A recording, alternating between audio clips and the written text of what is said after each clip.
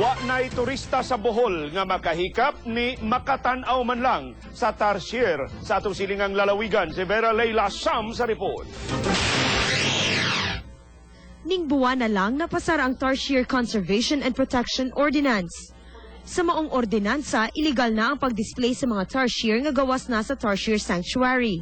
Long-term solution to really stop on commercializing and exploiting the tarsier, labi na sa paggamit ani for business purposes.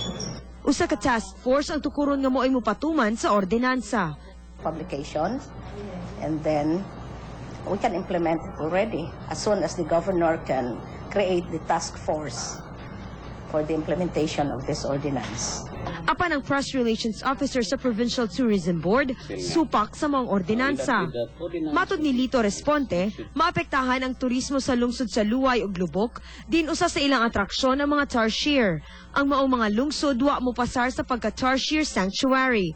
With that ordinance will be passed, it should be ready na nga ma-address pod kinta ang concern kinta nga sa tourism side nga dili gyapon mahikawan ang mga turista nga makakita gyapon ng tarsier because kuan na maguna mo manay kaluha sa tourism attraction diri sa Bohol.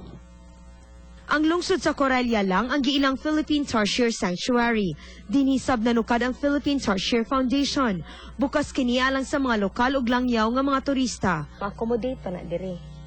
Aw kanang ilaha karon nga naa diha kun ila nang dadon dire amo sa digyo na namo idritso buhi amo pa nang obserbahan kay unya og nana siya sakit delikado manakod sa atong tarsier nga na dinhi. 1 hectare per tarsier mo ka ang ideal habitat sa mga tarsier. Dini sa Corelia, lapas 160 ka hektaryang luna ang gigayon sa gobyerno alang sa puloy-anan sa mga tarsier ug lain pang 8.4 hectares ang gimintenar sa Philippine Tarsier Foundation.